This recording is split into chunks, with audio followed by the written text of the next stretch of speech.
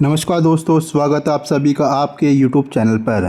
दोस्तों, बिहार स्वास्थ्य में बहुत ही शानदार भर्ती आई हुई है। जिन्होंने भी नर्सिंग कर रखी है या फिर बीएससी कर रखी है, बीएससी नर्सिंग कर रखी है, उनके लिए बहुत ही शानदार भर्ती है। कौन कौन से यह फॉर्म भर सकते हैं, कौन कौन से विद्यार्थी यह फॉर्म भर सकते हैं। साथ ही आपको बता दें कि इसमें 4500 से भी ज़्यादा पोस्ट आई हुई है। बहुत ही शानदार वैकेंसी है, उसके बारे में संपूर्ण जानकारी आपको बताने वाले हैं। सैलरी भी बहुत ही अच्छी होने वाली है। अगर आप बिहार SCHO की बहुत ही शानदार पोस्ट आई हुई है, ऑफिसर की पोस्ट है, बहुत ही शानदार है। इसके बारे में आपको संपूर्ण जानकारी बताने वाले हैं। सबसे पहले अगर बात करें दोस्तों, सबसे पहले बात करें तो पोस्ट के बारे में। ये राज्य स्वास्थ्य बिहार की पोस्ट है, यानी कि बिहार की पोस्ट है, जो कि बीएससी जिन्होंने बीएससी नर्सिंग कर रखी है उनके लिए बहुत ही शानदार पोस्ट है। इसमें आप देख सकते हो कि 4500 कुल पद दिखाए गए हैं। कुल पद 4500 है। इसमें जनरल कैटेगरी वालों के लिए 979 पोस्ट है जनरल कैटेगरी वालों के लिए। इसके साथ ही EWS वालों के लिए 245 पोस्ट आई हुई है। SC और ST के लिए 1243 और 55 पोस्ट ST के लिए आई हुई है। इसके साथ ही EBC कैटेगरी वालों के लिए भी 1170 पोस्ट आई हुई है। इसके साथ ही BC और WBC वालों के लिए भी, BC वालों के लिए 640 और WBC वालों के लिए 168 पोस्ट आई, यानी कि कुल मिला के 4500 पोस्ट आपको इसमें देखने को मिलेगी। अब बात करते हैं कि आपको कौन कौन से विद्यार्थी यह फॉर्म भर सकते हैं। इसमें साफ साफ वो बिल्कुल क्लियर लिखा हुआ है।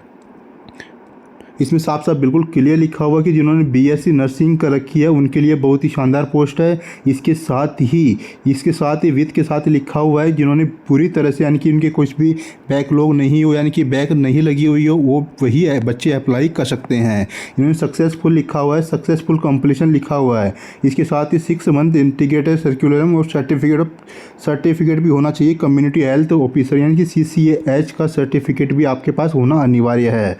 इसके साथ ही आपने 2020 से पहले की हुई है वही विद्यार्थी यह अप्लाई कर सकते हैं।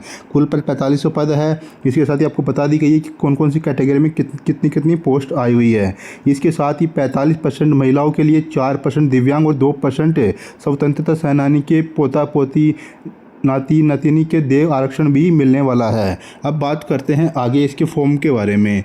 इसके फॉर्म के बारे में आगे बात करते हैं तो उसके लिए आपको करना क्या है, आपको अच्छे से समझ लेना है। यह 5 तारीख यानी कि 5 मई से इसके फॉर्म शुरू हो चुके हैं। आप भरने में देरी मत कीजिएगा। और साथ ही 26 मई इसकी लास्ट डेट है। 26 मई इसकी लास्ट डेट है फॉर्म भरने की, ठीक है।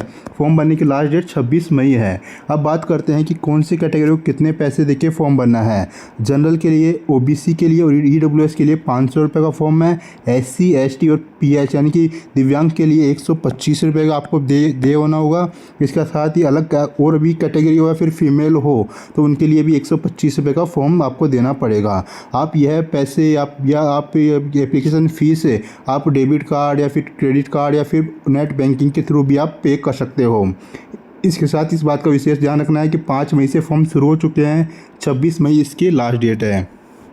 अब आगे बात करते हैं दोस्तों, अब बात करते हैं एज की। एज के लिए आपको मिनिमम एज 21 साल होना चाहिए। साथ ही मैक्सिमम 42 साल होनी चाहिए।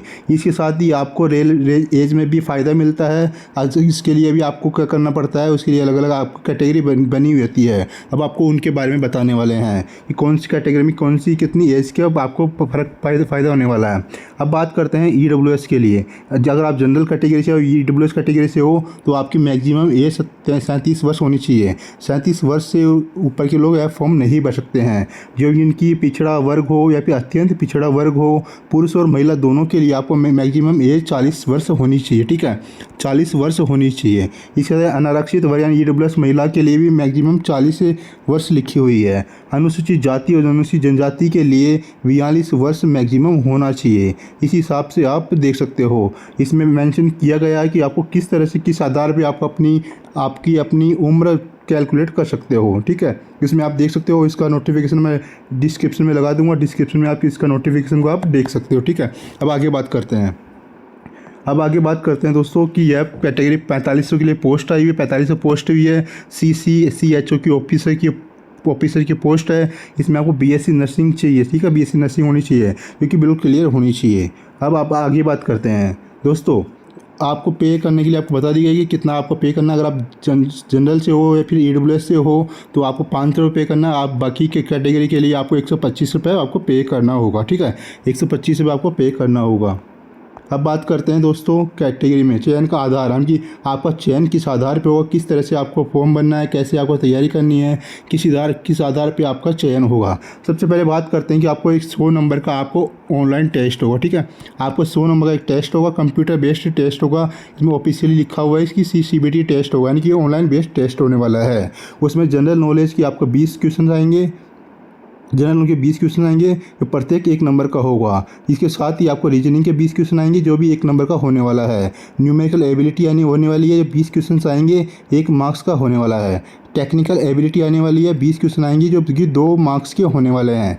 प्रश्नों की कुल संख्या 80 होने वाली है, जो कि आपको 100 नंबर का आपको पेपर होने वाला है और उसको करने के लिए आपको 2 घंटे आपको देंगे, ठीक है, 2 घंटे का टाइम आपको मिलेगा। 80 क्वेश्चन आएंगे, 100 नंबर का आपका पेपर होने वाला है, ठीक है दोस्तों। 100 नंबर का पेपर होगा, इसमें बहुविकल्पीय वस्तुनिष्ठ प्रतिकृति के कुल 80% होंगे, सभी के सभी का आपको अंक देने होंगे, ध्यान रखना है। साथ ही 2 घंटे का आपको समय मिलने वाला है पेपर करने के लिए। उसके साथ ही आपको ध्यान रखना है कि इसमें 30% न्यूनतम मार्क्स आपके आने ही चाहिए। जिनके भी 30% से मार्क्स कम आएंगे वो उनका सिलेक्शन नहीं होगा। उसके बाद में जिनके भी 30% मार्क्स आएंगे, 30% से ज़्यादा मार्क्स आएंगे, उनका सिलेक्शन हो जाएगा, इसी आधार पर चयन होगा। उसके साथ ही आपको उसके बाद में आपको आपकी जो भी डॉक्यूमेंट वेरिफिकेशन होते हैं, डॉक्यूमेंट वेरिफिकेशन होंगे, उसके बाद में ही आपका सिलेक्शन हो पाएगा, ठीक है। इस तरह से आपको फॉर्म भरना है। फॉर्म की लास्ट डेट आपको बता दी गई है कि 26 मई से पहले आपको फॉर्म भरने हैं, ठीक है, 26 मई से पहले आपको फॉर्म भरना है। 5 मई से फॉर्म स्टार्ट हो चुके हैं, लास्ट डेट 26 मई है। आपको कितनी एप्लीकेशन फ़ीस देनी होगी आपको बता दी गई है। आपकी कौन सी कैटेगरी वाले फॉर्म भर सकते हैं उसके बारे में आपको बता दिया गया है।